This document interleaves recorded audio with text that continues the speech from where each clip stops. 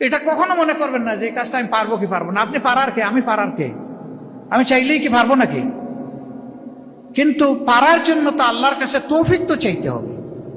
যিনি পারানোর শক্তি রাখেন তার শক্তিতে আপনি পারবেন ইনশাআল্লাহ। দুনিয়ায় বহু মানুষ 90 বছর বয়সে দুনিয়ায় কাঁপুনি ধরাই দিছে, এরকম মানুষ আসে না আমাদের এই যুগে? আমরা দেখছি না? তাইলে নিজেকে কেউ দুর্বল ভাববেন না। এই জন্য পাহাড়কে সমতল বানাতে হবে বিপ্লবীদের ইনশাআল্লাহ। জামাত ইসলামী কাওয়ার্ড নয়, একটা বিপ্লবী, হুঁশিয়ার, সতর্ক, বিচক্ষণ জনশক্তি তৈরি করতে চায় এবং রাষ্ট্রকে উপহার দিতে চায়। এরা বেহুশ হয়ে চলবে না, আল্লাহ ছাড়া কাউকে পরোয়া করবে না, এবং এরা শর্ট সাইটেড হবে না, এরা দূরদর্শী হবে। অন্যরা যা দেখে না এরা তাই দেখবে। এরা জাতিকে নিয়ে ভাববে, জাতির মুক্তির জন্য ভাববে, আখেরাতের মুক্তির কাঙ্গাল হয়ে আল্লাহর কাছে ধর্ণা দিতে থাকবে।